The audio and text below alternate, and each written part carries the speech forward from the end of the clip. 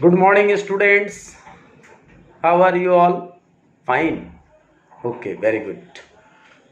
Dear students, now is the session of business studies. As usually, it happens every day at this time.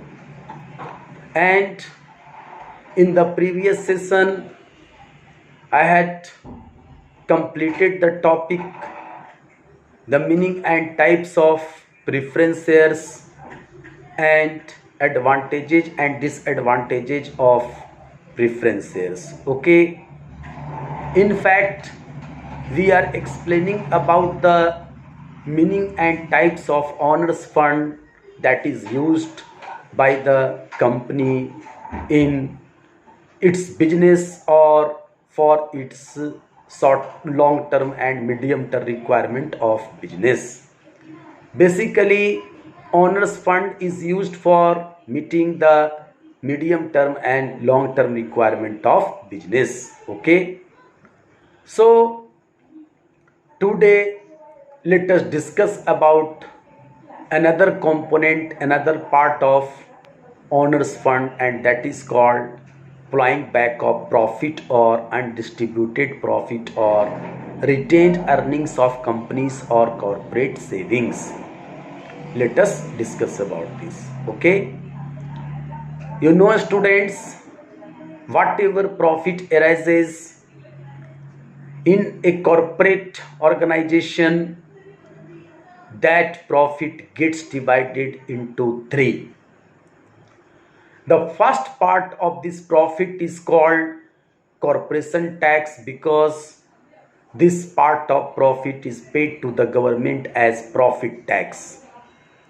So a part of profit goes to the government as profit tax or corporation tax. Another part of profit is held by the company herself as its reserve fund, that is called reserve fund, or that is called retained earnings of the companies. It is called retained earnings of companies because this is that part of profit that is retained by the company herself. It is also called undistributed profit.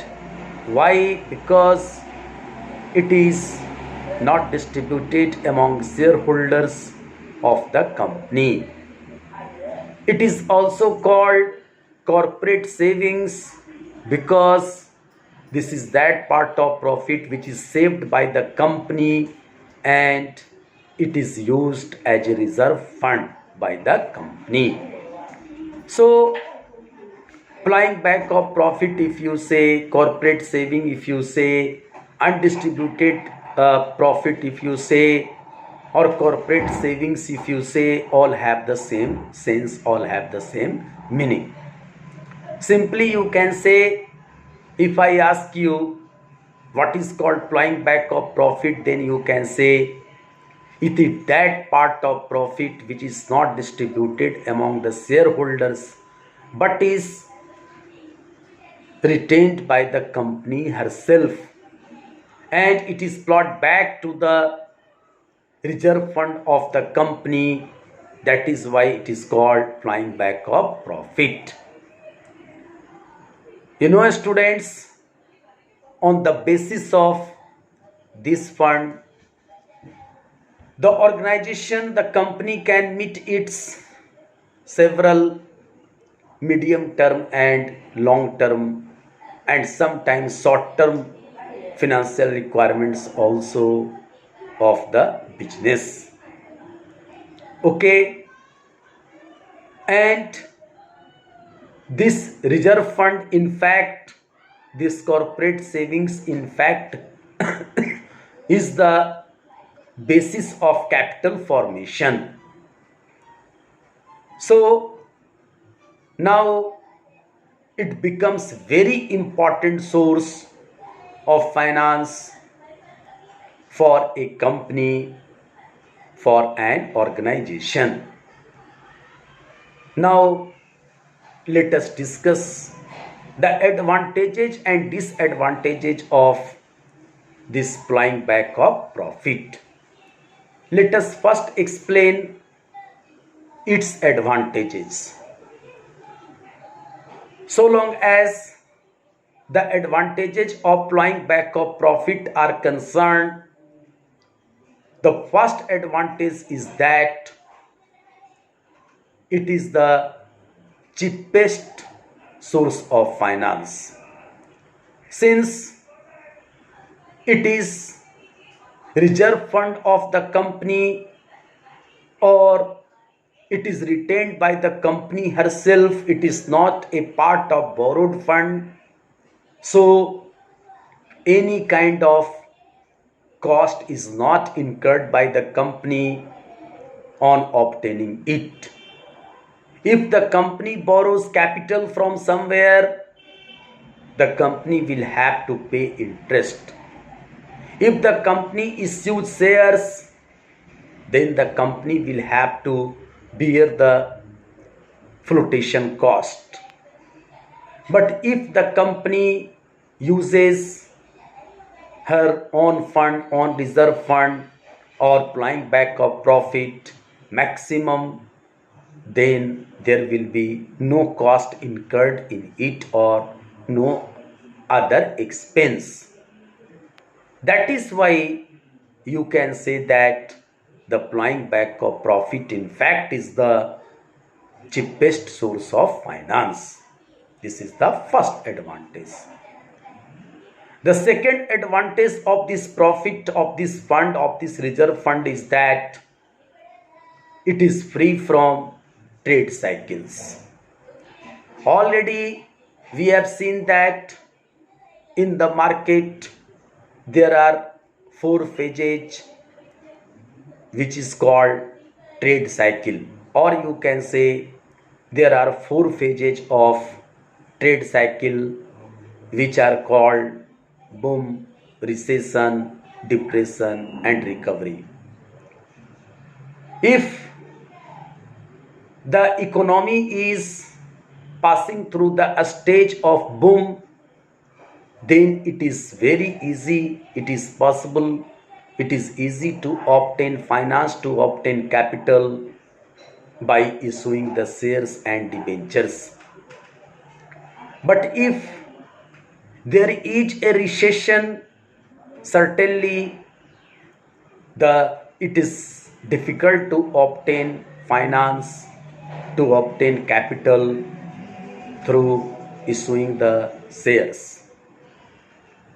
But so long as plowing back of profit is concerned, it always exists as reserve fund of the company itself.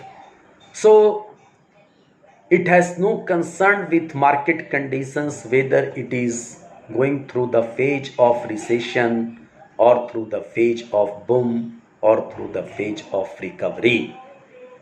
Anytime, anywhere, anyway, the company, the organization can use this fund because it is its own fund. The third advantage of this plowing back of profit is that the company can adopt a stable dividend policy on the basis of this reserve fund, on the basis of this plowing back of profit. If the company has larger reserve fund through plowing back of profit, then in order to maintain goodwill, constant goodwill in the market, the company can adopt a stable dividend policy. That means the equity shareholders will always be paid at least a minimum amount of profit as dividend if the company, the organization is having sufficient reserve fund. So on the basis of plowing back of profit, the company can adopt a stable dividend policy. The next advantage of plowing back of profit is that by using plowing back of profit, there will be easy expansion and growth of business of the organization, easy expansion and growth of business of the company. Why? Because this fund is always available with the company, which can be used anyway or for any work or for any other thing. So whenever there will arise some business opportunities, the company can invest capital through this flying back of profit and expand its business and grow its profit up to larger level. So you can say the flying back of profit in fact helps management of an organization to grow and expand easily and fastly.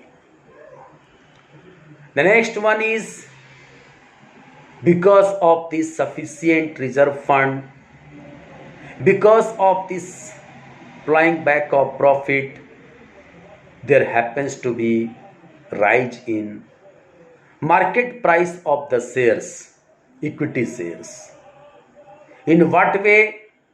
Let us see.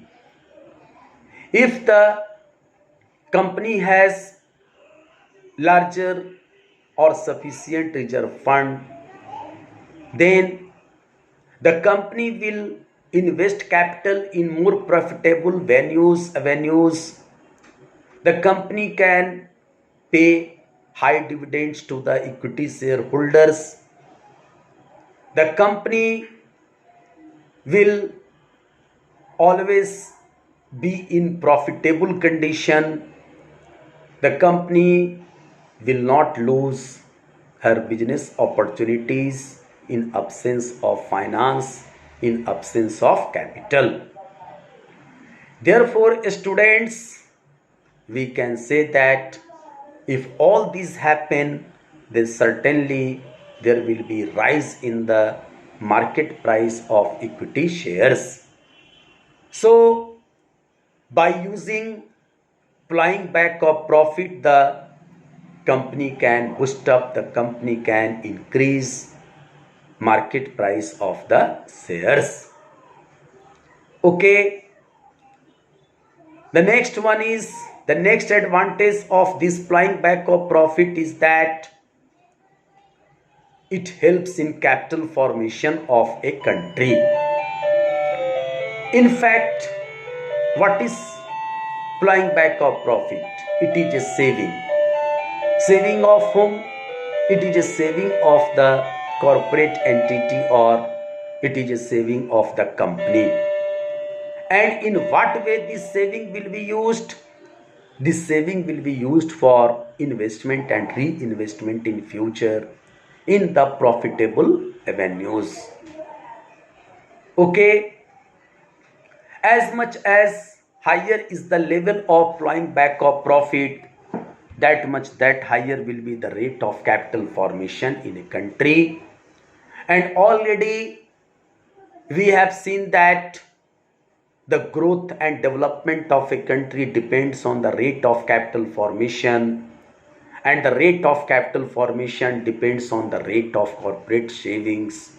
So we may conclude that the flying back of profit helps in ensuring high rate of capital formation. Okay, students, so these are the advantages of flying back of profit, but this is also not free from disadvantages like other sources of medium and long term finance. So let us discuss its disadvantages also one by one. The first disadvantage of this flying back of profit is that there is a danger of monopoly. If a company has larger reserve fund, if a company has very huge flying back of profit, corporate savings, then the company will earn higher profit by investing in different profitable zones. As a result, the company will have sufficient larger fund, more than sufficient fund with herself, and there is a possibility of monopoly power to be enjoyed by the company. So by using larger amount of reserve fund, the company can adopt very strict price policy, or the company can manipulate the market situations, the company can manipulate customers choices, because the other company will not exist in absence of the finance or capital.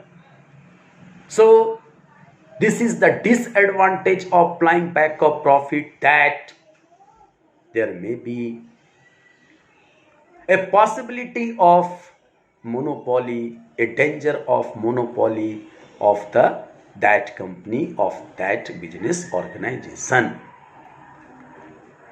The second important disadvantage of this flying back of profit is that there may be overcapitalization in the organization. Overcapitalization, when we say, then it refers to use of more capital than the requirement. So if there is larger reserve fund, sufficient reserve fund with a company, then it utilizes the funds in those areas or for those activities also where there is no requirement of fund. And this way the organization, the company becomes overcapitalized, which may sometimes lead to huge losses, sometimes lead to reduction in profit. The next one is, because of this flying back of profit, losses occur to the equity shareholders. In what way? If the company retains the larger part of its profit, then certainly there will be a smaller part to distribute among shareholders as dividend. So if the flying back of profit or reserve fund is used by the company, by the organization at larger level, then it will result in losses to the shareholders, mainly to the equity shareholders. So as students, these are the main advantages and disadvantages of flying back of profit or retained earnings, which I have discussed in this video session. And also I would like to discuss in online session. So I would like to suggest you all that go through this topic again and again very carefully from your textbook, and must contact with me if have any queries or confusion. Thank you very much.